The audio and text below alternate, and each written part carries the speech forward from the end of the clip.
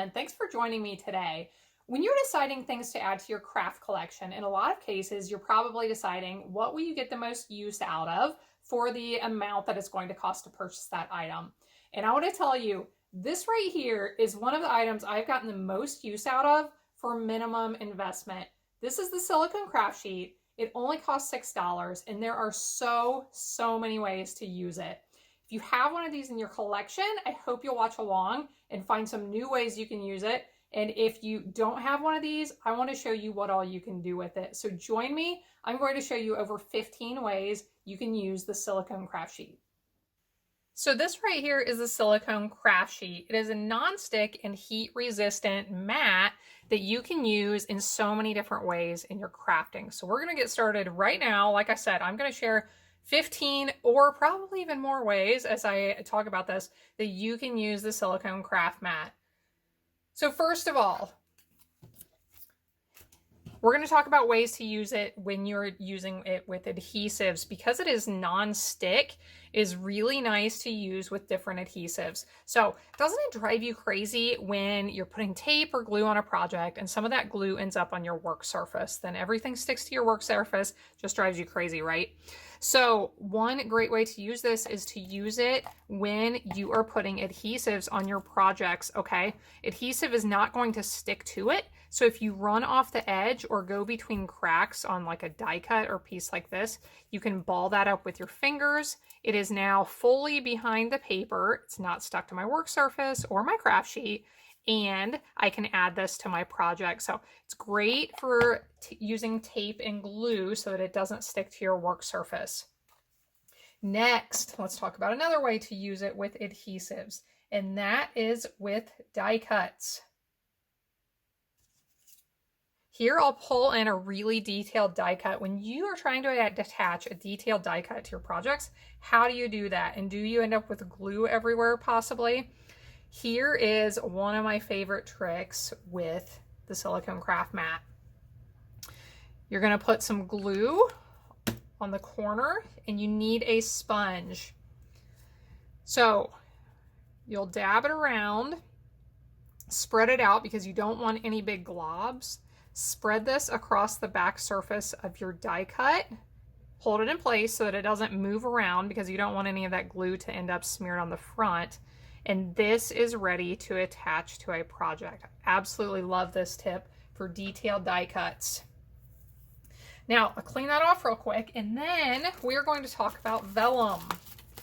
Okay, if you like to use vellum on your projects, do you have special tips for how to attach that vellum? Certain adhesives work well, certain adhesives show through very badly. So my favorite tip for how to attach vellum to a project is basically the same thing that I just showed you. So let me get some more glue here. I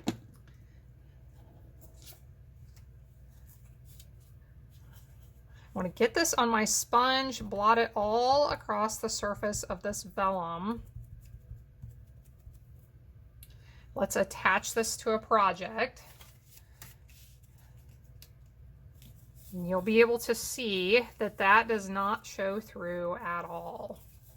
So this is the perfect way to attach vellum to your projects when you're not sure exactly how you're going to hide that adhesive behind that vellum. Okay, so that's my third idea. Fourth one for adhesives is to use it with your glue gun. Use it with hot glue. If you're ever gluing anything together, either for your paper projects or other projects, and the glue oozes out and then it's on your countertop and you're worried about melting and all these things, just put your silicone craft mat underneath and that hot glue, once it dries, will peel right off, no problem at all. Also, if you are assembling items, let's say you're attaching some detailed die cuts together, maybe you're using glue, maybe you're using your glue gun like we just talked about, but if you want to make sure your glue isn't going to ooze out, cause problems on your work surface, this is the perfect thing to put underneath while you are working, okay? All right, so those are 5 ideas for how to use the Silicone Craft Sheet with adhesives. let's move on to my second group of ideas, which is basically using this as a palette. A palette for mixing things, a palette for keeping the mess on here instead of on your work surface. And the first idea is to use this to mix ink and water if you are going to be using water painters. So these are water painters. They are wonderful tools for coloring on projects or for adding really neat watercolor backgrounds. So let's try this out. So let's say I want to color this poinsettia right here, and I want to use my water painter. I'm going to put a drop of my red ink refill here, and I want to squeeze some water out and mix that up a little bit, okay? Now I can pull right from that to use my water painter here on my project. So the mess is right on here. I can rinse that off whenever I'm ready. I can use a baby wipe if I want to clean it up, but just nice place to keep the mess that's really, really easy to clean up. Okay, so now let's look at another way to use this with the water painters in creating one of those watercolor backgrounds I just mentioned. So this is our big water painter, the one that I really like for creating backgrounds. Now, sometimes I just like to put some water on there to start with, and then pick up some of that color and wash it across the background. Now, maybe I want to tone some of that down. I can squeeze that color out, add some more, but the silicone craft mat is just a really good spot to mix that color and the water. So besides mixing ink and water, there are other ways to use this as a palette as well. So let's talk about those. And the next one I want to show you is with embossing paste. Have you ever used embossing paste in your projects? This is a lot of fun. It's something I've been wanting to make a video about. So I'll grab one of my palette knives. I'll grab another ink refill. Let's get some of this embossing paste out and I'll show you how this works. So if you just want to use embossing paste white without any color, you can just use it straight out of the can. No mixing involved. But what if you want some color in it? What if you want it to be green or another color? You may want to use some ink to do that. Or I will talk about pastels here in a little bit, our chalk pastels, and maybe you want to mix in some flakes of chalk pastels. So you can do that right here on your craft mat. So you can mix the color evenly if you want to. You can leave it a little bit uneven if you want to, like I am here. And you can use this in so many ways. You can use it as a background like I'm doing. You can put it on die cuts just for some neat texture. I am just going with kind of an abstract look here. But there is another way to use the Silicone Craft Sheet. Next, do another quick cleanup job here. And we are going to talk about using this with your Wink of Stella. Do you know what Wink of Stella is? I hope. I love Stella. Stella adds such a pretty accents to your projects with a glitter brush. So this is a Wink of Stella glitter brush. You can color with this and it will just add nice color, nice glittery accents to your project. So what if you want your Wink of Stella to be colored?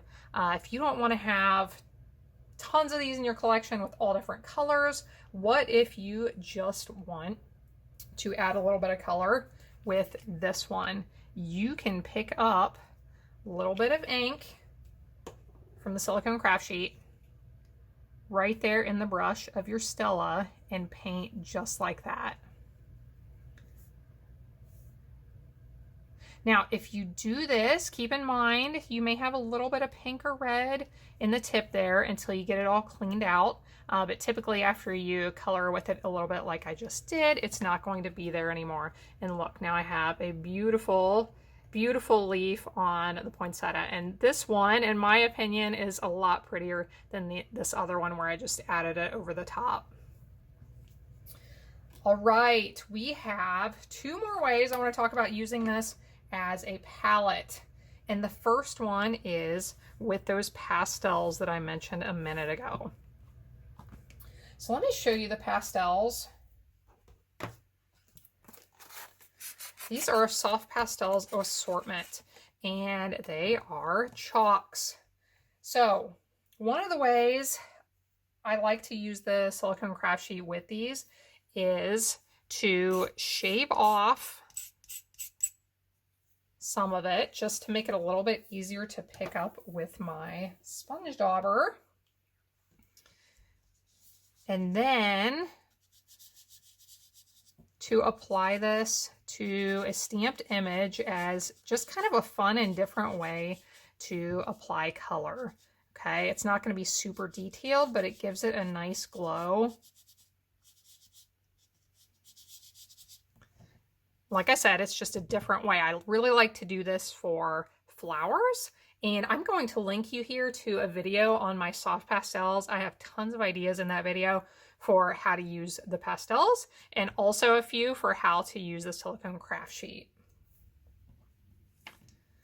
And one more idea for using the Silicone Craft Sheet as a palette to contain messes on your work surface.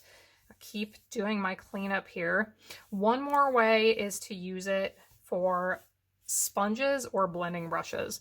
So if you are using blending brushes or sponges on a project, let's say you want to add some color around the outside and you don't want to get that extra mess on your work surface, grab that silicone craft mat. You can do what you need to do with your brushes, your blending brushes right here. Wipe this up really quickly and easily. Okay, friends, so we've covered a lot of ways to use this, but some of my favorites are still coming, so I hope you'll stick around for the rest. Next, if you like to heat emboss on projects, okay, with your Versamark ink and your embossing powder, have you ever had a problem with using your heat tool and then something on your work surface either melting or warping because it got too hot and it shouldn't have? Next time, put this down right below where you're using your heat tool because this is heat resistant and is going to protect your work surface. There have been times where I forget that I am not supposed to heat up my cutting mat here and I forget to grab this and get it out and I warp the cutting mat. When I put this down and use it, it protects my work surface from the heat. So that is another great way to use it. Okay, we are down to talking about mirror stamping and a couple of ways to use the Silicone Craft Sheet with embossing. And these are some of my favorite ways. Save the best for last.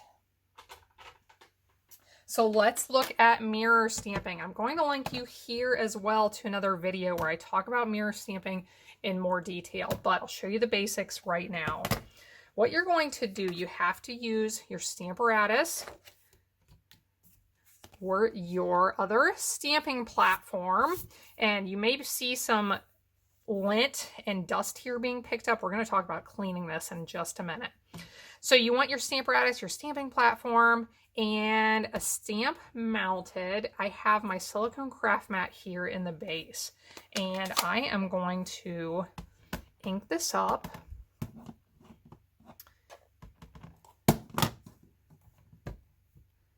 I'm going to do this twice. I like to make sure I have enough ink on there. Now I'm going to very carefully lay my paper in the base here without sliding it sideways. I want to set it straight down. Give that a good press stamp again. When I lift up and turn it over, now I have the dog stamped the reverse direction, okay? I want to make sure my spacing lines up, and it does, so let me ink this one more time. keep missing the corner of his paw down there. There we go. And so here you can see, you can stamp an image the reverse direction if you want to, or if you want, you can get animals or other images that actually face each other just like this. So like I said, take a look at that video I linked to for more details on mirror stamping, but this is one of my favorite things you can do with the Silicone Craft Sheet and also with the Stamparatus.